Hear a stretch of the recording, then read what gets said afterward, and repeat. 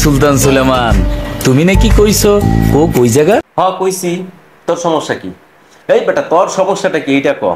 আরে আবাল, তুই কি আইসোস এখন এই বাঙালিকে কি মগজ ধোলাই করতে? এই বাঙালিদের কি আবেগ নিয়ে খেলতে আইসোস? আবালের বাসুর, তুই তো জানোস যে গত কয়েক মাস আগে এই কোকা কোলারে বাঙালিরা সবাই মিলা তালাক দিয়ে দিছে। তুই আবার কেমনে ভাবলি যে এই তালাক দেওয়া কোকা কোলা নিয়ে বাঙালিরা আবার ঘর সংসার করবে?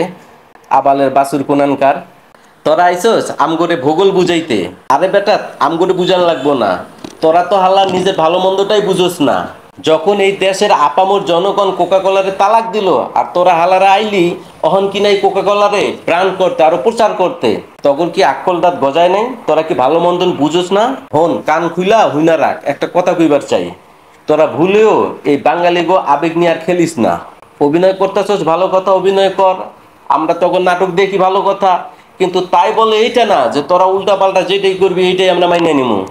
কত সুন্দর বাঙালির মগজ ধোলাই করতেছে। আরে বেটা, এটা তুই কার কাছ থেকে শুনছস? এটা তো এই জায়গার না, এটা এই জায়গা। এটা তো সব দেশেই চলে। এটা তো অমুক দেশেও আছে। এটা তো সবাই খায়। তো তোরা খাস না কেন? বেটা, এইরকম পাম, এইরকম আলু পাম বাঙালি অনেক আগে শুনছে, বুঝছস? এটি আর খায় না। অতএব তোরা ভালো হইয়া যা। নেক্সট টাইম কখনো বাঙালি গো এই আবেগ নিয়ে তোরা খেলতে আসবি না। আর তখন সবাই রে একটা কথা কইবার চাই, কান খুইলা হুইনার এক কথাটা। সত্যের পক্ষে যদি দাঁড়াইতে না পারোস, অন্তত পক্ষে মিথ্যার পক্ষে তালি বাজাইবি না।